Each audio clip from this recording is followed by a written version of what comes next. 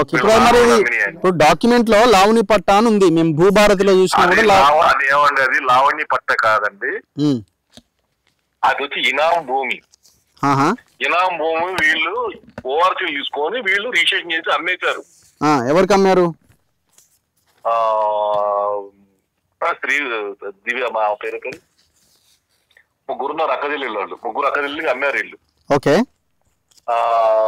Mirzapuram Ravi Goud GP తీసుకొని వాళ్ళకి registration చేసి వీళ్ళందరూ తీసుకొని. అంటే వీళ్ళు అమ్మడం తప్పు, వాళ్ళు కొనడం తప్పు, దాని నుంచి మీరు కొన్నారు వాళ్ళ నుంచి. మీరు అతిగా మాట్లాడకండి. అదేంటండి నాకు అర్థం కాదు, నేనేం అతేం అనట్లా, అమ్మడం తప్పేంటి?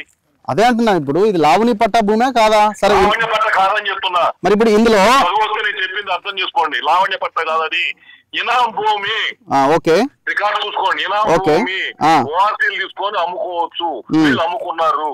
నీకు డాక్యుమెంట్లు కావాలంటే ఇస్తాను, పంపించండి. చెప్తున్నా. తప్పకుండా వాట్సాప్ ఏమైనా చేయగలుగుతారా మీరు? అడ్రస్ పెడతాను, ఓకే, మీరు రండి, అన్ని క్లియర్ గా ఇస్తా, మీకు ఏం కావాలంటే అది ఇస్తా.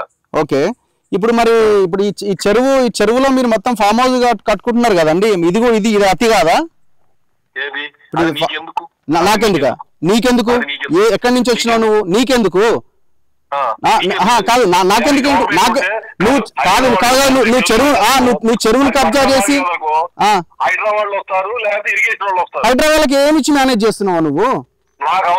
మరి నీకు మాట్లాడే ఓపిక లేదు.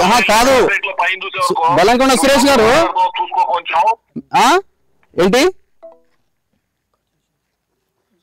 ఇది దొంగ, ఇది బెల్లంకొండ సురేష్. నేను మాత్రం వదిలిపెట్టే సమస్య లేదు మిస్టర్ బెల్లంకొండ సురేష్. నా గురించి మీకు తెలియదేమో, లేకపోతే మిగతా మీడియా